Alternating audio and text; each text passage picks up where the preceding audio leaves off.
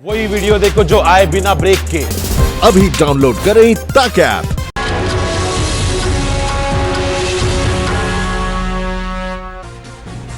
तो एक तरफ सेना ने चीन को मुंहतोड़ जवाब दिया है, दूसरी तरफ हमारे जवान कश्मीर में पाकिस्तान प्रायोजित आतंकवाद पर ताबड़तोड़ एक्शन ले रहे हैं। 2 एनकाउंटर्स में सुरक्षा बलों ने 8 आतंकियों को ढेर किया है। पंपोर में हुए एनकाउंटर में 3 आतंकी मार गिराए गए हैं। आतंकी एक मस्जिद में छुपे हुए थे। वहीं शोपियां में भी आतंकियों से कल से मुठभेड़ जारी है। 5 आतंकियों को यहां ढेर किया गया है। एक दिन में कुल 8 आतंकियों के खात्मे के साथ इस साल 100 आतंकी कश्मीर में अब तक मारे जा चुके हैं। जम्मू कश्मीर के पुलिस आईजी ने यह जानकारी देते हुए अपने जवानों के एक्शन की सराहना भी की है। ये आपको हम दिखा रहे हैं पंपोर शोपियां में 19 जून को जो है 6 आतंकवादी मार गिराए गए, लेकिन इससे पहले 18 जून 2 आतंकवादी कल भी ढेर किए गए थे। तो शोपियां से लेकर पंपोर तक 16 जून की तस्वीर देखिए, 3 आतंकवादी मार गिराए गए थे। कुलगांव में 13 जून को 2 आतंकवादियों को ढेर किया गया।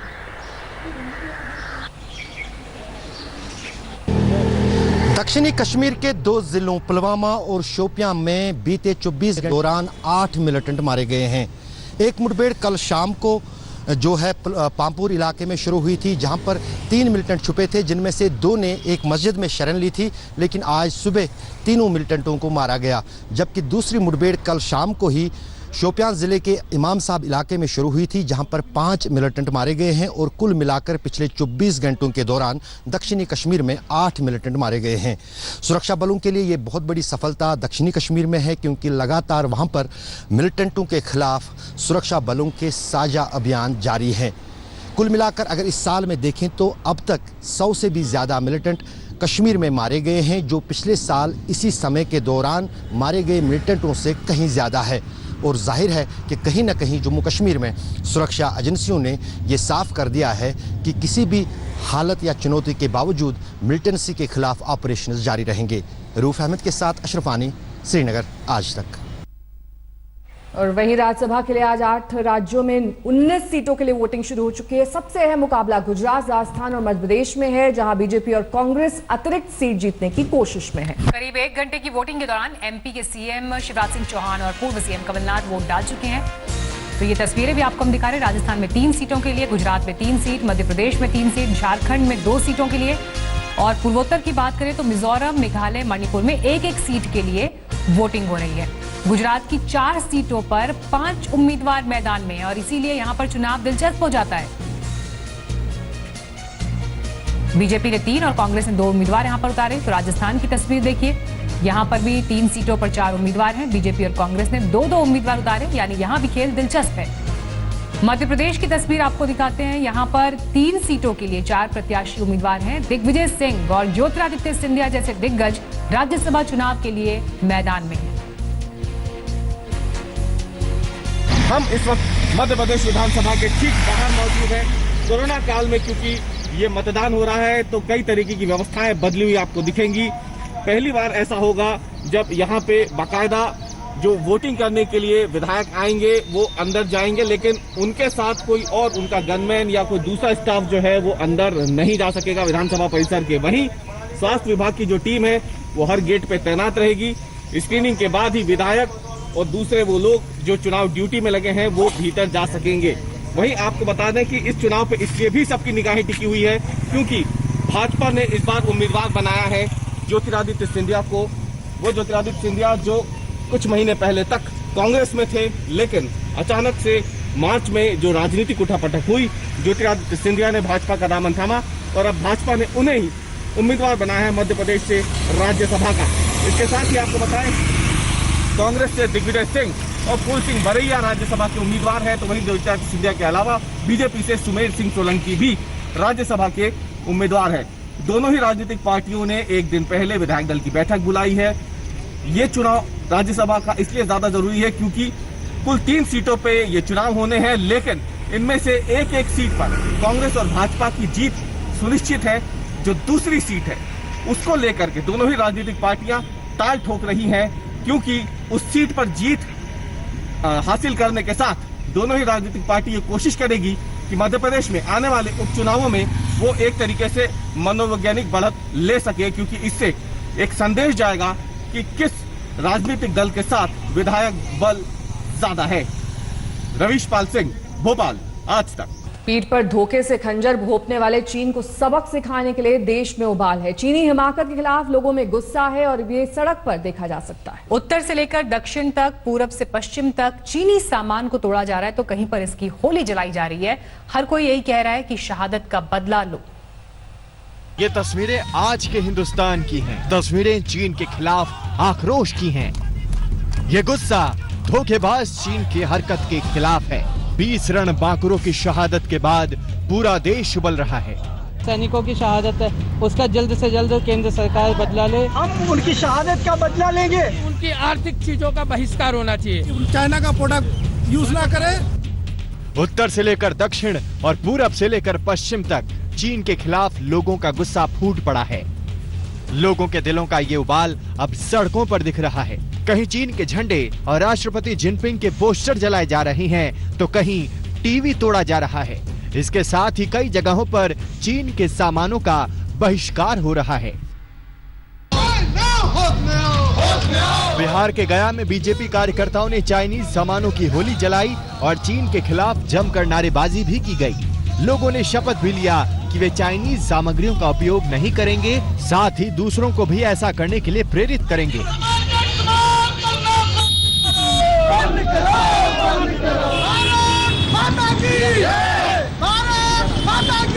जय जय सिया राम के नारे लगाते ये लोग अखिल भारत हिंदू महासभा के कार्यकर्ता हैं। इन लोगों में चीन के खिलाफ जबरदस्त आक्रोश है।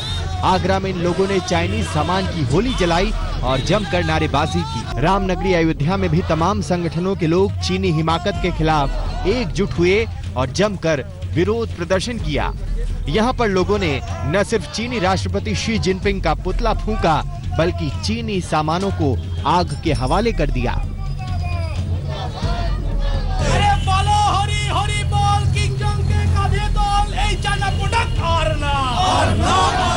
पश्चिम बंगाल के आसनसोल में भी चीन के खिलाफ सड़क पर लोगों का गुस्सा दिखा। लोगों ने चीनी राष्ट्रपति की सांकेतिक शव यात्रा निकाली।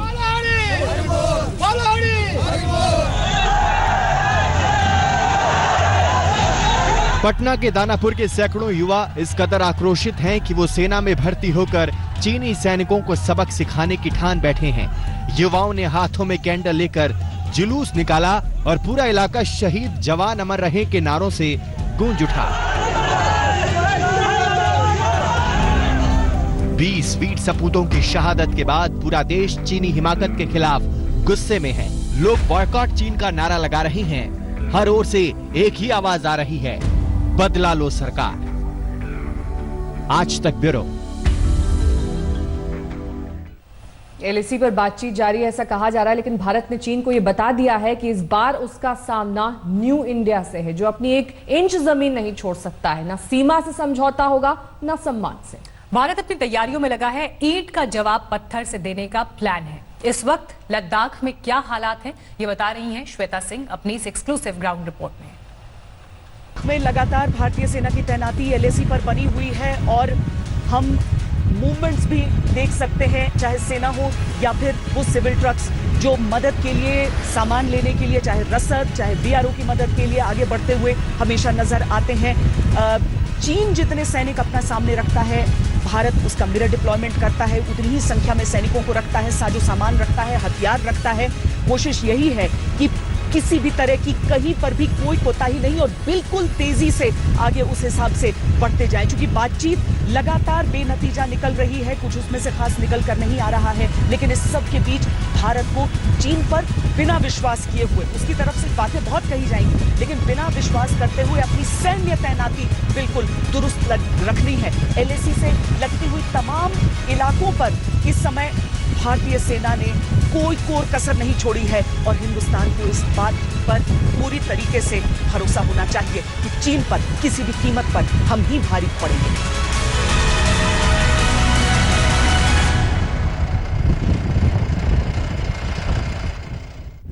लाइन ऑफ एक्चुअल कंट्रोल पर भारतीय सेना किस तरह की चुनौतियों का सामना करती है, ये लगातार हम आपको दिखाते हैं। हम कमोवेश आपको ये दिखाने का प्रयास कर रहे हैं कि किस तरह की सीमाएं होती हैं। अब से पहले इस तरह की सड़कें भी नहीं हुआ करती थी, लेकिन बीआरओ ने अपनी तरफ से जिस तेजी से यहाँ पर काम किया है और जिस तरीके से यहाँ पर आपको सरहद की ओर जाती हुई अच्छी सड़कें दिख जाएंगी, वो वाकई उस रिजॉल्व को दिखाता है, उस हिम्मत को दिखाता है कि किस तरीके से पहाड़ों के सीने को चीर कर भी हम जल्द से जल्द इस तरह की सड़कें बना सकते हैं, इस तरह की सड़कों का निर्माण कर सकते हैं कि हमारी सेनाओं को कभी भी आगे बढ़ने में किस तरह की दिक्कत न आए। लेकिन ये काम इतना देरी से शुरू हुआ, आज़ादी के बाद से या फिर 62 के बाद से भी हम कहें कि वो रफ्तार नहीं आई कि आज भी अगर सरहद पर हमें वो तेजी चाहिए तो निर्माण कार्य बहुत बढ़ाना होगा।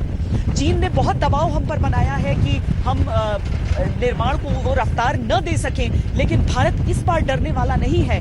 पूरे रफ्तार के साथ इंफ्रास्ट्रक्चर, खासकर सड़कों का निर्माण सीमा से लगती हुई सभी इलाकों में जारी।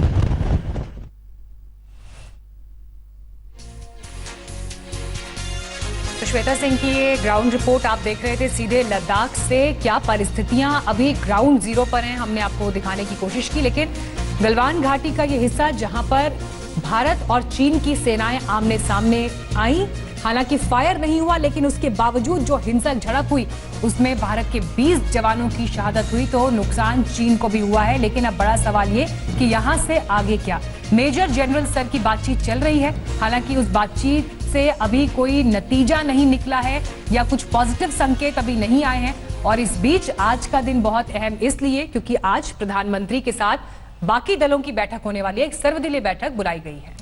वहीं चीन को सबक सिखाने के लिए यह भी जरूरी है कि पूरा देश एक साथ और एकजुट खड़ा हुआ दिखाई दे। पीएम मोदी ने इस दिशा में बड़ी पहल की है। पीएम ने आज शाम 5 बजे सर्वदलीय बैठक बुलाई है, जिसका जिक्र मीनाक्षी कर रही थी, जिसमें चीन को करारा जवाब देने के लिए एक्शन प्लान पर राजनीतिक दलों की सहमति ली जाएगी। 20 जवानों की शहादत पर देश का खून खौल रहा है कि चीन ने हमला किया और हमारी जवान हथियार संजोए रह गए। ये सवाल देश की सियासत के केंद्र में भी है। कांग्रेस ने पूछा है कि हमारे जवानों ने हथियारों का इस्तेमाल क्यों नहीं किया? क्या उन्हें बिना हथियारों के एलएसी पर तैनात किया गया था?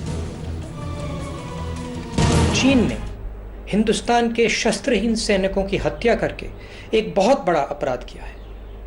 मैं पूछना चाहता हूं, इन वीरों को बिना हथियार खतरे की ओर किसने भेजा और क्यों भेजा?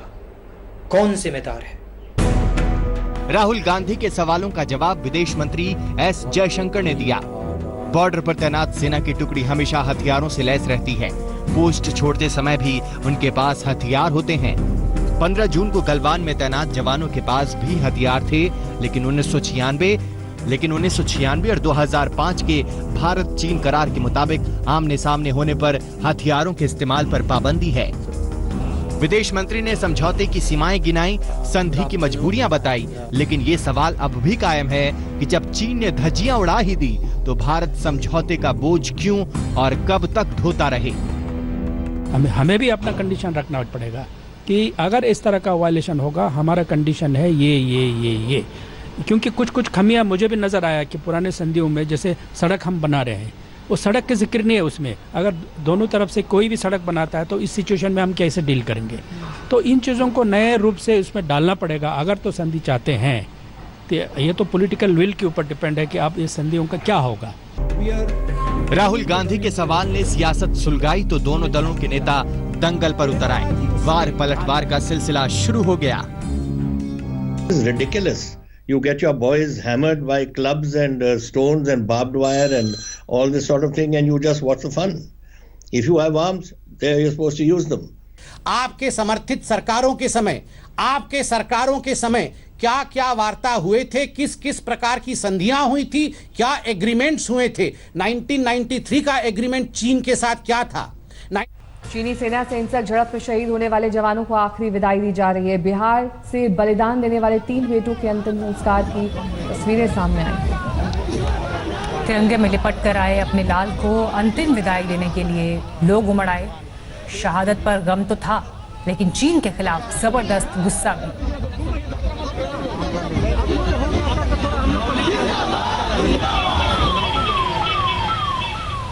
नमस्कार, मैं हूं अंजना ओम कश्यप। हमें उम्मीद है ये वीडियो आपको पसंद आया होगा। लेटेस्ट खबरों के लिए यूं ही देखते रहिए आज तक, और इस वीडियो के पसंद आने पर लाइक, शेयर एंड सब्सक्राइब करना ना भूलें।